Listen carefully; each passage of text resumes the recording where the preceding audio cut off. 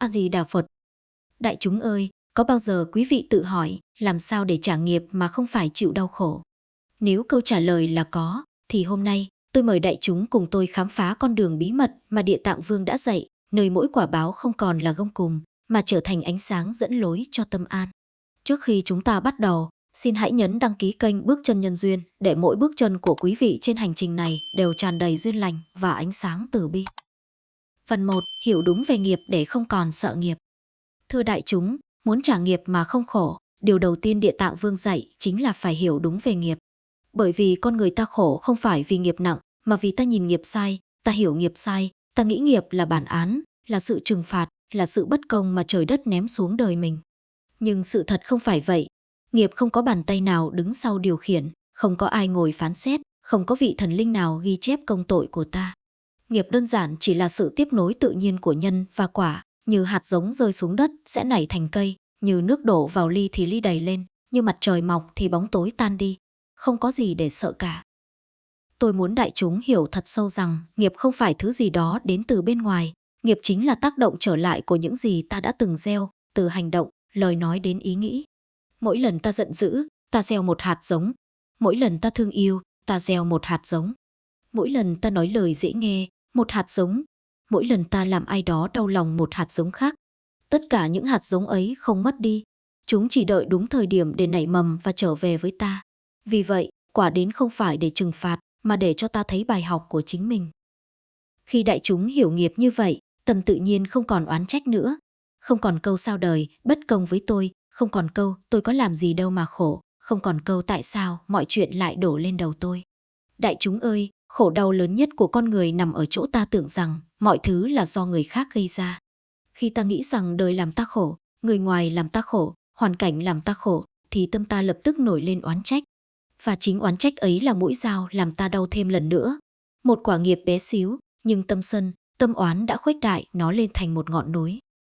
Cho nên để trả nghiệp mà không khổ, đầu tiên ta phải nhận ra mọi chuyện đến với ta là để ta hiểu chính mình, để ta thấy rõ những nhân xưa mà ta chưa đủ tỉnh thức để nhớ. Khi ta nghĩ như vậy, tâm ta tự khắc mềm lại, ghim lại, bình lại. Và khi tâm bình, nghiệp không còn làm ta đau. Nó chỉ là một làn sóng lướt qua, thay vì một trận bão cuốn ta vào đau đớn. Có người hỏi tôi, thầy ơi, nếu con từng vô tình làm sai, giờ nghiệp tới thì con phải làm sao để không đau?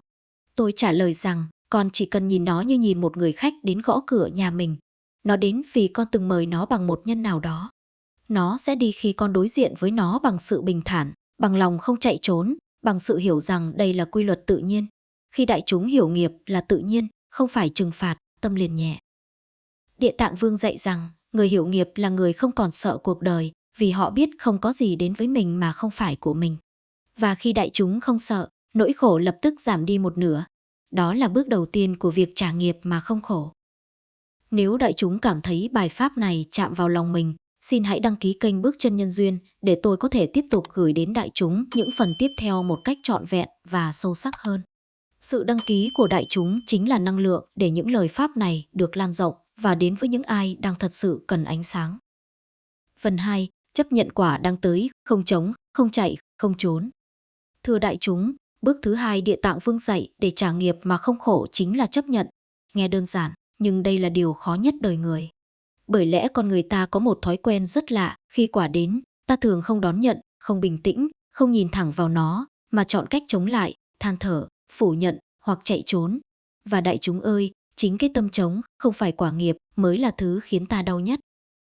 Nghiệp vốn như mưa, cơn mưa chỉ rơi, nó không có ý làm ướt ai. Nhưng nếu ta đứng dưới mưa mà vùng vẫy, mà trách trời, mà la lối rằng sao mưa rơi đúng lúc mình đi ra đường, thì chính sự vùng vẫy ấy khiến ta mệt, chứ không phải giọt mưa. Khi ta đứng yên, mở dù hoặc tìm một mái hiên trú, cơn mưa ấy vẫn là cơn mưa, nhưng ta không còn khổ nữa. Nghiệp cũng vậy, quả cũng vậy, khi đến, khi trổ, cứ trổ. Nhưng nếu tâm ta mềm, ta chấp nhận, ta coi nó là một phần tự nhiên của đời, thì cái đau lập tức giảm một nửa. Đại chúng thử nhìn lại cuộc đời mình xem. Có bao lần ta nói, tại sao chuyện này lại xảy ra với tôi không đáng bị như vậy, tôi không chấp nhận nổi, tôi không cam tâm. Những câu nói ấy nghe có vẻ mạnh mẽ, nhưng thật ra là biểu hiện của một cái tâm đang chống lại nhân quả. Và càng chống, ta càng đau, càng đẩy ra, nó càng đẩy lại, càng muốn thoát, nghiệp càng siết. Điều này không phải vì nghiệp độc ác, mà vì tâm ta đang tạo thêm một lớp sóng mới trên mặt nước vốn đã gợn. Địa Tạng Vương dạy rằng khi quả tới, điều cần làm đầu tiên là thở. Thở để trở về với chính mình, thở để không bị cuốn đi. Thở để biết rằng điều đang xảy ra không phải kẻ thù, không phải tai họa, mà chỉ là nhân sư tìm về. Thở để ta đủ tỉnh táo nhìn thấy rằng mọi thứ đều có lý do của nó. Ta không phải người bị hại, ta là người đang học bài học của chính mình. Khi đại chúng chấp nhận, nghĩa là ta không chống lại điều đang xảy ra, cũng không chạy trốn nó. Chấp nhận không phải cam chịu, chấp nhận là nhìn thẳng và nói, tôi hiểu, đây là quả của tôi. Tôi nhận, chỉ cần nói câu đó trong lòng, tâm ta liền đổi. Nỗi đau đang sắc như dao liền mềm đi như nước. Có những người chỉ cần học được bài này là cuộc đời đổi hướng ngay lập tức. Tôi đã gặp nhiều người bệnh nặng, họ sợ hãi, họ bối rối, họ oán trách. Nhưng khi họ hiểu rằng đây chỉ là quả của những năm tháng không biết giữ thân, không biết giữ tâm, không biết buông xả, bệnh tật liền trở thành một tiếng chuông tỉnh thức. Và khi họ chấp nhận nó như một bài học, tâm họ không còn sợ nữa. Chính sự không sợ này khiến họ khỏe hơn, mạnh hơn, sáng hơn, và có người hồi phục kỳ diệu. Không phải phép màu, đó là tâm chấp nhận đã hóa giải nửa phần đau khổ. Có người mất mát trong tình cảm, đau đớn đến mức tưởng như không thể đứng dậy. Nhưng khi họ chịu ngồi xuống, chịu nhìn lại, chịu chấp nhận rằng sự chia ly ấy đến để dạy họ về yêu thương, về buông bỏ, về trưởng thành, thì nỗi đau ấy không còn là lưỡi dao, mà là thầy của họ. Và một khi ta coi đau khổ là thầy, thì làm sao ta còn bị nó hành hạ. Có người phá sản, sự nghiệp đổ vỡ tưởng như không thể cứu. Nhưng khi họ chấp nhận thực tại, không chạy trốn, không đổ lỗi, họ bỗng nhìn thấy một cánh cửa mới, một con đường mới, một phần con người mà trước đây họ chưa bao giờ dám đối diện. Và chính từ sự chấp nhận ấy, họ đứng dậy mạnh hơn. Đại chúng ơi, không có đau khổ nào đến để tiêu diệt ta. Chỉ có tâm không chấp nhận khiến ta tự tiêu diệt chính mình. Mỗi khi ta chống, ta mệt. Mỗi khi ta oán, ta khổ. Mỗi khi ta chạy nghiệp đuổi. Nhưng mỗi khi ta chấp nhận, nghiệp liền nhẹ. Mỗi khi ta bình tâm, quả liền tan. Đó là sự thật sâu xa mà Địa Tạng muốn chúng ta thấu hiểu. Tôi muốn đại chúng thử hỏi chính mình, nếu điều này là để tôi học một điều gì đó, tôi có sẵn lòng không? Khi ta đối diện một biến cố với câu hỏi ấy, tâm ta lập tức chuyển từ đau khổ sang trí tuệ. Khi trí tuệ mở, nghiệp không thể hành ta nữa. Nó chỉ còn là một bài thi, một bài kiểm tra, một chặng đường mà sau khi đi qua, ta trở nên sáng hơn. Và tôi muốn đại chúng nhớ thật kỹ điều này. Nghiệp không làm ta khổ. Chính sự kháng cự với nghiệp mới làm ta khổ. Khi đại chúng buông sự kháng cự xuống, chính là lúc đại chúng tự cởi dây trói cho mình. Nếu đại chúng thấy phần này chạm vào trái tim mình, xin hãy đăng ký kênh Bước Chân Nhân Duyên. Mỗi lần đại chúng nhấn nút đăng ký là một lần đại chúng góp phần gieo thêm ánh sáng cho chính mình và cho những người đang cần lời pháp này. Đó là cách để bài pháp tiếp tục hành trình của nó, lan tỏa đến những tâm hồn đang mong được an yên. Phần 3. Dùng tâm từ bi để hóa giải nghiệp báo. Thưa đại chúng, bước thứ 3 trong con đường trả nghiệp mà không khổ chính là dùng tâm từ bi để hóa giải nghiệp báo. Có người nói với tôi, thầy ơi, làm sao tôi có thể dùng lòng thương để đối diện những người đã làm khổ tôi, đã hại tôi, đã gây đau đớn cho đời tôi. Đại chúng ơi, đây chính là điểm mấu chốt mà Địa Tạng Vương dạy, sức mạnh không phải nằm ở việc trả đũa, mà nằm ở việc thương yêu đúng cách. Chúng ta thường nghĩ trả nghiệp là phải làm cho người kia đau như ta từng đau, phải khiến họ chịu hậu quả, phải chứng minh rằng ta không bất công. Nhưng Địa Tạng dạy khác, Ngài dạy rằng tâm sân hận chỉ làm nghiệp nhân lên gấp bội, chỉ làm ta thêm nặng nề, chỉ kéo dài vòng xoáy khổ đau. Khi đại chúng giữ lòng oán hận, chính đại chúng đang tự đốt mình trong lửa nghiệp. Còn khi đại chúng khởi tâm từ bi, thì nghiệp, dù vẫn hiện hữu, trở nên nhẹ nhàng, như mây trôi qua bầu trời quang đãng. Hãy thử tưởng tượng đại chúng đang cầm trong tay một hòn đá nặng. Mỗi lần ta oán hận, hòn đá ấy nặng thêm. Mỗi lần ta muốn trả đũa, hòn đá ấy dày thêm. Nhưng khi đại chúng mở lòng từ bi, khi đại chúng nghĩ, ta sẽ chúc người kia hạnh phúc, ta sẽ mong họ được bình an, ta sẽ gieo niềm lành, thay vì hận thù, hòn đá ấy liền nhẹ đi. Không phải vì nghiệp biến mất, mà vì tâm đại chúng đã đổi hướng, và chính tâm này mới quyết định sự khổ hay không khổ. Địa Tạng Vương dạy rằng, khi đại chúng đối diện với oan gia, với những người từng làm tổn thương, không phải để tha thứ cho họ vì họ xứng đáng, mà để giải phóng chính mình. Bởi vì hận thù là xiềng xích nặng nhất. Khi đại chúng dùng lòng từ bi, là khi đại chúng tháo xiềng. Làm được điều này, nghiệp vẫn tới, nhưng đại chúng không còn cảm thấy đau đớn. Đại chúng đang đi trên một con đường ánh sáng, nơi đau khổ biến thành bài học, nơi quả trở thành một phép thử để rèn luyện tâm đại chúng, nơi từng nỗi đau trở thành viên gạch nâng đại chúng lên cao. Có những người khi nghe lời này, mắt họ rưng rưng, nhưng thầy ơi, tôi làm sao có thể thương người đã hại tôi nhiều như vậy? Tôi chỉ mỉm cười và nói, đại chúng không cần thương như cách thương bản thân, đại chúng chỉ cần khởi niệm thiện, một niệm nhỏ thôi cũng đủ phá tan vòng xoáy nghiệp báo. Một niệm tôi mong họ an lành tưởng đơn giản, nhưng sức mạnh của nó vượt qua hàng nghìn hành động trả thù. Một niệm này gieo xuống, sẽ dần thay đổi dòng nghiệp, làm dịu nỗi đau và mở ra cơ hội cho hòa bình. Đại chúng ơi, hiểu được lòng từ bi chính là cách đầu tiên biến nghiệp thành bài học thay vì thành gông cùm. Khi đại chúng thương, khi đại chúng chúc lành, khi đại chúng gieo thiện, mọi nghiệp cũ bắt đầu nhẹ, mọi quả cũ trở nên dễ chịu hơn. Và kỳ diệu thay, chính đại chúng cũng nhận được hạnh phúc, bình an và ánh sáng nơi trái tim mình. Hãy nhớ rằng, đây không phải phép màu, không phải sự may mắn. Đây là quy luật của tâm và quy luật của nhân quả. Khi đại chúng gieo yêu thương, năng lượng tích cực của từ bi hòa nhập với dòng nghiệp, làm mượt những dặng đá sần sùi của quá khứ, làm mềm những cơn sóng dữ của hiện tại và mở ra một tương lai nơi đại chúng không còn khổ. Và như mọi phần trước, tôi muốn nhắc đại chúng, nếu đại chúng thấy bài pháp này có giá trị, nếu đại chúng thấy từng lời dạy chạm vào tim mình, xin hãy đăng ký kênh Bước Chân Nhân Duyên. Sự đăng ký của đại chúng không chỉ giúp tôi tiếp tục gieo ánh sáng, mà còn là một cách để đại chúng gieo phước lành cho chính mình và cho tất cả những ai đang lạc trong vòng xoáy nghiệp báo. Phần 4. Hồi hướng công đức, trả nghiệp bằng ánh sáng. Thưa đại chúng, bước thứ tư trong con đường trả nghiệp mà không khổ chính là hồi hướng công đức, hay nói cách khác, trả nghiệp bằng ánh sáng. Đây là một phương pháp rất tinh tế, rất huyền áo, nhưng lại vô cùng hiệu quả mà Địa Tạng Vương dạy chúng ta. Nhiều người nghe thấy sẽ ngạc nhiên, làm sao có thể trả nghiệp mà không chịu đau đớn, làm sao có thể hóa giải nghiệp cũ bằng cách gieo phước mới. Nhưng đại chúng ơi, đó chính là bí quyết của trí tuệ và từ bi. Khi đại chúng gieo ra ánh sáng, năng lượng đó sẽ lan tỏa và làm dịu đi tất cả nghiệp nặng. Hồi hướng công đức nghĩa là gì? Nó đơn giản nhưng sâu xa, những việc làm lành, dù là cúng dường, tụng kinh, niệm Phật hay làm việc thiện, đều được đại chúng tâm niệm hướng đến những chúng sinh đã từng gây khổ cho mình, hoặc những oan gia, những nghiệp nhân của đời trước và hiện tại. Khi làm vậy, năng lượng từ bi và thiện lành không còn chỉ dừng lại ở bản thân đại chúng, mà chảy ra, bao bọc, hóa giải nỗi đau, thanh lọc nghiệp và trả lại cho đại chúng một sự thanh thản sâu sắc. Hãy tưởng tượng đại chúng đang nắm trong tay một ánh sáng nhỏ, nhưng ánh sáng ấy ấm áp, trong trẻo, lan tỏa ra khắp nơi. Đại chúng hướng nó đến những người từng làm khổ mình, nhưng không phải để trừng phạt, mà để xoa dịu họ và xoa dịu chính mình. Khi ánh sáng này chạm vào nghiệp không còn sức nặng, nó vẫn là quả báo, nhưng đã trở nên nhẹ nhàng, không còn làm đại chúng chao đảo. Đại chúng sẽ thấy một sự kỳ diệu, khi đại chúng ban phước, chính đại chúng cũng nhận lại bình an. Địa Tạng Vương dạy rằng nhiều người cố gắng trả nghiệp bằng nước mắt, bằng đau đớn, bằng oán hận, nhưng càng làm nghiệp càng nặng. Còn nếu trả bằng ánh sáng, trả bằng từ bi, trả bằng công đức, nghiệp trở thành một dòng chảy nhẹ nhàng, trôi đi mà không làm tổn thương, không để lại sẹo trên tâm đại chúng. Ngay cả những nghiệp nặng nề, những oan gia, những người từng gây tổn hại, khi nhận ánh sáng từ bi, cũng được giải thoát phần nào, và đại chúng không còn bị xiềng nữa. Hồi hướng công đức không phải là phép màu, nó là sự hiểu biết sâu sắc về nhân quả, là ứng dụng trí tuệ và từ bi để biến quả báo thành cơ hội học tập và trưởng thành. Khi đại chúng thực hành, đại chúng không chỉ làm dịu quá khứ mà còn gieo mầm cho một tương lai an lành, nơi nghiệp không còn là bóng đen đè nặng mà là ánh sáng dẫn đường.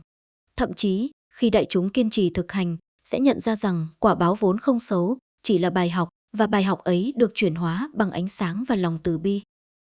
Tôi muốn đại chúng hình dung rõ, mỗi hành động thiện lành, mỗi lời cầu nguyện, mỗi niệm Phật khi hướng đến người đã làm khổ đại chúng, là một ngọn đèn được thắp sáng trong bóng tối nghiệp báo. Ánh sáng ấy sẽ chạm đến nơi sâu nhất của trái tim, phá tan sương mù sân hận và đem lại bình an. Khi đại chúng hiểu và thực hành, đại chúng sẽ thấy quả báo không còn là gông cùm, mà là bậc thang dẫn lên an lạc. Và như mọi phần, nếu đại chúng cảm thấy lời pháp này giúp đại chúng thấy được lối đi, thấy được ánh sáng trong tâm, xin hãy đăng ký kênh Bước Chân Nhân Duyên. Việc đăng ký không chỉ giúp tôi gieo ánh sáng tiếp tục, mà còn là cách để đại chúng tự gieo duyên lành cho chính mình, mở rộng lòng từ bi và thanh lọc nghiệp trong đời sống hàng ngày. Phần 5. Sám hối mỗi ngày, làm sạch dòng nghiệp. Thưa đại chúng, bước thứ 5 để trả nghiệp mà không khổ chính là sám hối mỗi ngày, một thực hành tưởng giản dị nhưng lại vô cùng quyền năng. Sám hối không phải là tự trách, không phải là tự hạ mình để chịu khổ, cũng không phải là than vãn rằng ta đã quá tội lỗi. Sám hối là sự nhận diện, sự tỉnh thức và làm sạch những thói quen hành động, lời nói, ý nghĩ đã gieo nhân xấu, để không còn kéo dài dòng nghiệp thêm nữa. Đại chúng ơi, trong đời sống thường nhật, chúng ta gieo nhân một cách vô thức, một câu nói hờn giận, một ánh mắt sân, một hành động bốc đồng. Những nhân ấy tích tụ dần, giống như mảnh đất bị phủ đầy bụi bặm. Sám hối là công việc dọn dẹp, là tẩy rửa tâm, để dòng nghiệp không còn lẩn quẩn, không còn làm hại mình và người. Khi đại chúng sám hối, đại chúng không cầu xin ai tha thứ, mà tự nâng trái tim mình lên bằng nhận thức và chánh niệm, tự làm trong sạch dòng nghiệp của bản thân. Địa Tạng Vương dạy rằng, sám hối thành tâm sẽ giúp ta nhận ra rằng mọi lỗi lầm đều là cơ hội để học, để tỉnh, để trưởng thành. Khi đại chúng nhìn vào chính mình mà không oán hận, không trốn tránh, nghiệp cũ trở nên nhẹ, không còn nặng nề như cũ. Đây là một bước tiến quan trọng, bởi vì tâm không sợ, tâm không giận, tâm không hận thì nghiệp không thể hành hạ. Một hạt sám hối thành tâm, một ngày, một lần, dần dần làm mềm lớp đá cứng của nghiệp, cho phép ánh sáng từ bi thấm vào từng ngóc ngách tâm hồn. Tôi muốn đại chúng hình dung, nếu nghiệp là dòng sông, sám hối là việc mở cửa đập, để nước cũ trôi đi, nước mới chảy vào. Nếu không mở cửa, nước cũ đọng lại, tù đọng, bẩn thỉu, khiến cả dòng sông bị ô nhiễm. Nếu mở cửa, nước cũ trôi đi, dòng chảy trở nên trong mát, dễ chịu. Tương tự, sám hối hàng ngày là cách làm sạch dòng nghiệp để khi quả đến, đại chúng không bị cuốn vào đau khổ mà vẫn đi qua nhẹ nhàng. Một điểm quan trọng nữa, sám hối không dừng lại ở việc nhận lỗi cho chính mình, mà còn gửi năng lượng thiện lành đến những người liên quan, dù họ đã gây ra tổn thương. Khi đại chúng thực hành sám hối như vậy, vừa làm nhẹ nghiệp cũ, vừa gieo nhân thiện mới, vừa nuôi dưỡng lòng từ bi, vừa mở ra con đường giải thoát cho chính mình và cho tất cả. Đại chúng ơi, mỗi ngày một lần sám hối, mỗi ngày một niệm chân thành, đại chúng sẽ thấy mình nhẹ nhàng hơn, bình an hơn, và khi nghiệp cũ đến, đại chúng sẽ không còn khổ. Sám hối là công cụ tuyệt vời để trả nghiệp mà không đau, là chiếc chìa khóa mở ra cửa tâm an.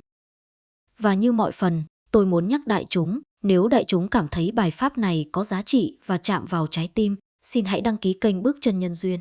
Sự đăng ký của đại chúng là động lực để bài pháp tiếp tục gieo ánh sáng, tiếp tục đưa đại chúng và những ai cần đến gần hơn với bình an và giải thoát. Phần 6. Làm việc thiện để chuyển hóa nghiệp nặng.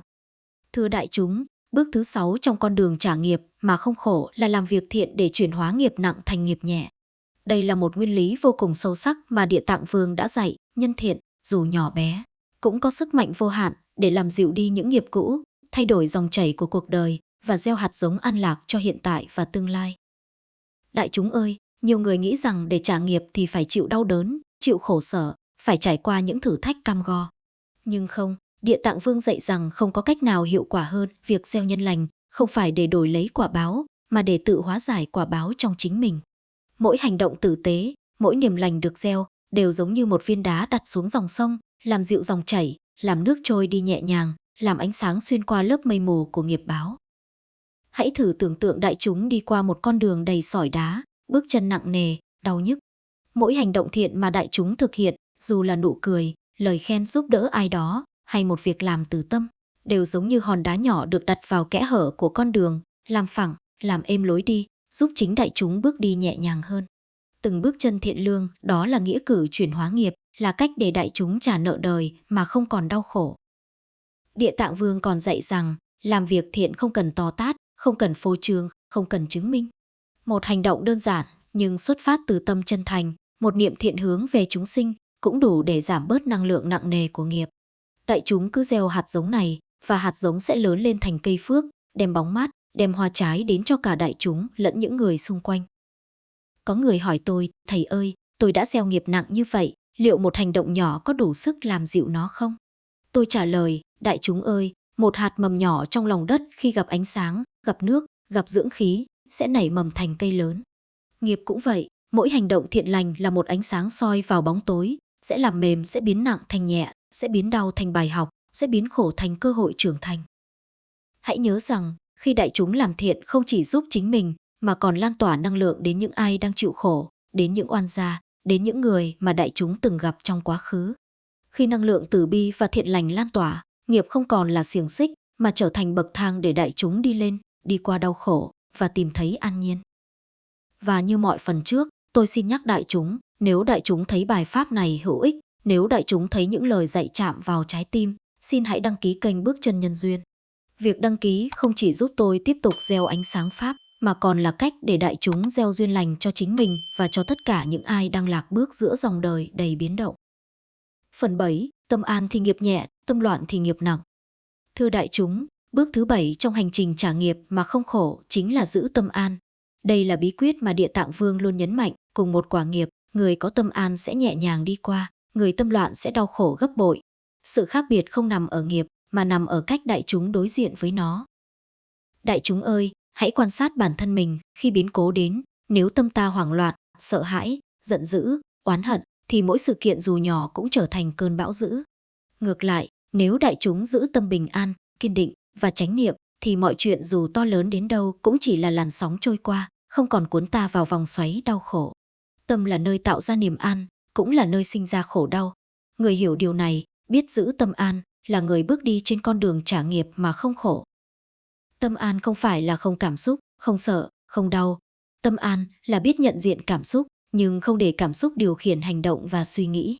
Khi đại chúng nhìn thấy cơn giận, nỗi sợ hay đau khổ trong lòng, hãy hít thở sâu, nhìn thẳng và nói, đây là cảm xúc, tôi nhận biết, nhưng tôi không bị nó trói buộc. Khi làm được như vậy, đại chúng vừa giải phóng bản thân, vừa giảm nặng nghiệp đang tới. Địa Tạng Vương dạy rằng, khi tâm loạn, nghiệp trở nên nặng hơn, vì năng lượng của sân hận, oán hờn, sợ hãi, đau khổ là thứ làm cho nghiệp cũ thêm lớn, thêm sâu, thêm dài. Còn khi tâm an, quả báo vẫn đến, nhưng không còn làm đại chúng chao đảo, không còn làm trái tim đại chúng đau đớn, và thậm chí có thể biến thành bài học, biến thành trải nghiệm quý giá. Người giữ tâm an, dù đi qua bão tố, vẫn thấy bình yên trong lòng, vẫn bước đi nhẹ nhàng, vẫn thở được sâu và vẫn nhìn đời với sự tỉnh táo. Đại chúng hãy nhớ, tâm an là bảo bối để trả nghiệp mà không khổ. Đây không phải là thứ dễ dàng, nhưng nếu đại chúng luyện tập hàng ngày, từng niệm từng phút, từng hơi thở, tâm sẽ vững vàng, như núi đá giữa dòng nước xiết, không bị cuốn trôi. Và kỳ diệu thay, khi tâm an, nghiệp nặng tự nhiên hóa nhẹ, khổ đau biến thành bài học, và chính đại chúng bước ra khỏi vòng luân hồi của sự sợ hãi, lo âu, đau khổ. Tôi muốn đại chúng thử thực hành ngay hôm nay, khi gặp chuyện không vừa ý, khi đối diện khó khăn, hãy dừng lại, hít thở, nhìn thẳng vào sự kiện, nhận biết cảm xúc và nói với bản thân, tôi bình an. Tôi không chạy, tôi không chống, tôi chỉ bước đi trong an nhiên. Khi thực hành đều đặn, đại chúng sẽ thấy cả đời mình nhẹ nhàng hơn, sáng suốt hơn và hạnh phúc hơn. Và như mọi phần trước, tôi muốn nhắc đại chúng, nếu đại chúng thấy bài pháp này giúp đại chúng bình an, nếu từng lời dạy chạm vào trái tim, xin hãy đăng ký kênh Bước Chân Nhân Duyên. Sự đăng ký của đại chúng là cách gieo duyên lành, giúp bài pháp tiếp tục lan tỏa, giúp nhiều người cùng học được cách giữ tâm an để trả nghiệp mà không khổ. Phần 8. Kiên nhẫn trong quá trình trả nghiệp. Thưa đại chúng, bước thứ 8 trong hành trình trả nghiệp mà không khổ chính là kiên nhẫn. Đây là một đức tính mà Địa Tạng Vương luôn nhắc nhở, quả nghiệp không phải lúc nào cũng trả ngay, không phải lúc nào cũng đến theo ý muốn, và không phải lúc nào cũng dễ chịu. Chính vì thế, đại chúng phải luyện tập kiên nhẫn, phải bước đi từng bước nhẹ nhàng, từng hơi thở vững vàng, để không bị nghiệp dẫn lối, không bị khổ đau chi phối. Kiên nhẫn không chỉ là chịu đựng, mà là hiểu và chấp nhận quá trình. Khi quả đến, khi nghiệp trổ, nếu đại chúng vội vàng chống đối, nóng giận hay than thở, nghiệp sẽ nặng thêm, khổ sẽ sâu thêm. Nhưng khi đại chúng kiên nhẫn, nhìn mọi chuyện như một dòng sông chảy qua, thì từng cơn sóng dữ cũng trở thành nhẹ nhàng, từng đau khổ cũng trở thành bài học. Kiên nhẫn là tấm chắn, là bức tường vững vàng giữa cơn bão nghiệp, là chiếc thuyền giúp đại chúng bơi qua mà không bị lật. Đại chúng hãy nhớ, trả nghiệp không phải là việc ngày một ngày hai. Đây là cả một hành trình, một quá trình, một thực tập liên tục để biến khổ đau thành an nhiên, biến oán hận thành từ bi, biến hận thù thành trí tuệ. Và chính sự kiên nhẫn trong từng hơi thở, từng hành động, từng niệm tâm sẽ giúp nghiệp cũ được chuyển hóa dần dần, nhẹ nhàng, không làm tổn thương đại chúng. Địa Tạng Vương dạy rằng, kiên nhẫn còn là niềm tin vào luật nhân quả, là sự nhận biết rằng mọi thứ diễn ra đúng thời điểm, đúng duyên, và không gì là vô nghĩa. Khi đại chúng hiểu được điều này, từng bước đi của đại chúng sẽ vững vàng hơn, tâm sẽ bình yên hơn, và quả báo sẽ không còn là gánh nặng, mà chỉ là thử thách để đại chúng rèn luyện bản thân, để đại chúng trưởng thành, để đại chúng sáng suốt hơn. Có người hỏi tôi, thầy ơi, tôi đã kiên nhẫn, nhưng quả vẫn đến, sao vẫn khổ? Tôi trả lời, đại chúng ơi, kiên nhẫn không phải là làm cho quả biến mất, mà là làm cho tâm đại chúng không còn đau khổ vì quả. Khi tâm bình an, ngay cả khi quả đến, đại chúng vẫn mỉm cười trong lòng, vẫn học được bài học, vẫn bước đi an nhiên. Đại chúng hãy thử thực hành kiên nhẫn ngày hôm nay, khi gặp khó khăn, khi đối diện người gây khổ, khi nhìn thấy quả báo cũ, hãy nhắc nhở bản thân, tôi kiên nhẫn, tôi bình an, tôi đi qua mà không đau. Khi lặp lại nhiều lần, kiên nhẫn sẽ trở thành bản năng và nghiệp sẽ nhẹ nhàng trôi đi, không còn làm đau trái tim đại chúng. Và như mọi phần trước, tôi nhắc đại chúng, nếu bài pháp này giúp đại chúng hiểu thêm cách trả nghiệp mà không khổ, xin hãy đăng ký kênh Bước Chân Nhân Duyên. Sự đăng ký của đại chúng là cách gieo duyên lành, giúp bài pháp lan tỏa, giúp nhiều tâm hồn đang mệt mỏi tìm được bình an, học được cách kiên nhẫn để trả nghiệp mà không đau khổ. Phần 9. Thiền định và chánh niệm, giữ tâm không bị cuốn theo nghiệp. Thưa đại chúng, bước thứ 9 trong con đường trả nghiệp mà không khổ chính là thiền định và chánh niệm. Đây là phương tiện quan trọng giúp đại chúng giữ tâm không bị cuốn theo vòng xoáy nghiệp báo. Khi chúng ta sống vội vàng, bị chi phối bởi cảm xúc, bởi oán hờn, bởi sợ hãi, thì chính tâm chúng ta tạo ra khổ nhiều hơn cả nghiệp cũ. Thiền định và chánh niệm giúp ta dừng lại, hít thở, quan sát và hiểu rõ bản chất của nghiệp. Đại chúng ơi, thiền không chỉ là ngồi yên, nhắm mắt, mà là một thực tập sống trong tỉnh thức. Mỗi hơi thở, mỗi nhịp tim, mỗi cử chỉ đều có thể trở thành thiền, nếu đại chúng biết giữ tâm chánh niệm. Khi đại chúng tập trung vào hiện tại, nhận diện cảm xúc mà không để chúng điều khiển hành động, thì năng lượng của nghiệp cũ không còn sức mạnh làm đau, làm loạn, làm sợ. Thay vào đó, nghiệp chỉ là một phần trải nghiệm, một thông điệp, một bài học mà đại chúng có thể quan sát và đi qua một cách nhẹ nhàng. Địa Tạng Vương dạy rằng, khi đại chúng kiên trì thiền định, tâm sẽ trở nên vững vàng như núi, dòng đời có bão tố cũng không làm chao đảo. Chánh niệm giúp đại chúng nhận diện đúng nhân, quả, đây là quả của tôi nhận biết, nhưng tôi không bị nó trói. Khi thực hành đều đặn, mỗi biến cố trở thành cơ hội để tập trung, để nâng cao ý thức, để chuyển hóa nghiệp, để thanh lọc tâm hồn. Đại chúng hãy thử hình dung, nếu nghiệp là sóng dữ của biển cả, thì thiền và chánh niệm là chiếc thuyền vững chắc giữa sóng. Sóng vẫn dập dềnh, nhưng thuyền không lật, tâm đại chúng không mất bình an. Khi thiền định, khi chánh niệm, năng lượng sân hận, đau khổ, sợ hãi không còn chi phối, và quả báo trở thành người thầy nhẹ nhàng dạy ta bài học, thay vì kẻ thù trừng phạt. Hơn nữa, thiền định còn giúp đại chúng kết nối với lòng từ bi sâu thẳm, giúp hồi hướng công đức, giúp gieo nhân thiện, giúp tâm luôn an nhiên trong từng bước đi, từng lời nói, từng hành động. Đây là một thực hành lâu dài, nhưng vô cùng hiệu quả, để mỗi khi nghiệp cũ tìm đến, đại chúng vẫn giữ được sự sáng suốt, bình an, và không còn đau khổ. Và như mọi phần trước, tôi nhắc đại chúng, nếu bài pháp này giúp đại chúng nhận ra sức mạnh của thiền định và chánh niệm trong việc trả nghiệp mà không khổ, xin hãy đăng ký kênh Bước Chân Nhân Duyên. Mỗi lượt đăng ký là một viên gạch giúp bài pháp lan tỏa, giúp nhiều tâm hồn tìm thấy sự an nhiên, học cách thiền để chuyển hóa nghiệp cũ và sống một đời bình an hơn. Phần 10. Buông xả, trả nghiệp mà không khổ. Thưa đại chúng, bước thứ 10 cũng là bước cuối cùng trong hành trình trả nghiệp mà không khổ, chính là buông xả. Buông xả không phải là bỏ mặc, không phải là nhẫn nhịn một cách cam chịu, và càng không phải là quên lãng những gì đã xảy ra. Buông xả là trạng thái tâm thức cao nhất, nơi đại chúng nhìn thấu mọi nghiệp, mọi quả, mọi đau khổ, và chọn cách không ôm giữ nữa, để trái tim được tự do, để năng lượng của đại chúng không bị giam hãm trong sân hận, oán giận hay đau khổ. Đại chúng ơi, trong suốt hành trình vừa qua, chúng ta đã học cách chấp nhận quả đến, dùng từ bi hóa giải, hồi hướng công đức, sám hối, làm thiện, giữ tâm an, kiên nhẫn, thiền định và chánh niệm. Nhưng nếu không biết buông xả, tất cả những thực hành ấy vẫn chưa trọn vẹn. Buông xả là giai đoạn giải phóng cuối cùng, nơi nghiệp cũ được trả, nhưng tâm không còn đau, tâm không còn dính mắc, tâm trở nên nhẹ nhàng, tự tại, như cánh chim bay giữa bầu trời rộng mở. Địa Tạng Vương dạy rằng, buông xả là sự thấu hiểu trọn vẹn nhân quả, mọi sự việc xảy ra đều là quả báo, đều có lý do, và đều là bài học. Khi đại chúng buông xả, đại chúng không còn than trách, không còn hận thù, không còn muốn giữ hay đổi trả. Đại chúng chỉ còn trở về với chính mình, với bình an nội tâm, với ánh sáng trí tuệ, với lòng từ bi sáng ngời. Đây là bước cuối cùng để trả nghiệp mà không khổ, nghiệp vẫn đến, nhưng đại chúng đã không còn bị nó trói buộc, đã không còn đau đớn, đã có thể nhìn đời bằng ánh sáng an nhiên và lòng bao dung. Buông xả cũng là hành động trao tự do cho quá khứ, cho người khác và cho chính đại chúng. Khi đại chúng không còn nắm giữ quá khứ, không còn giữ hận thù, không còn chấp vào đau khổ, đại chúng mở ra cánh cửa của hạnh phúc chân thật, nơi mọi nghiệp trở thành giáo viên, mọi đau khổ trở thành bài học, và mọi trải nghiệm trở thành cơ hội để trưởng thành. Đây là đỉnh cao của trí tuệ và từ bi mà Địa Tạng Vương luôn mong chúng ta đạt được. Thưa đại chúng, hãy thử trong lòng mình, nhắc nhở bản thân, thở sâu và nói tôi buông xả, tôi an nhiên, tôi trả nghiệp mà không khổ. Khi đại chúng lặp lại niệm này, từng nỗi đau sẽ tan biến, từng hận thù sẽ biến mất và tâm đại chúng sẽ tự tại như biển rộng, trôi qua mọi cơn bão nghiệp mà không chao đảo. Và như mọi phần trước, tôi muốn nhấn mạnh, nếu đại chúng thấy bài pháp này hữu ích, thấy từng lời dạy chạm vào tim, xin hãy nhấn đăng ký kênh Bước Chân Nhân Duyên ngay bây giờ.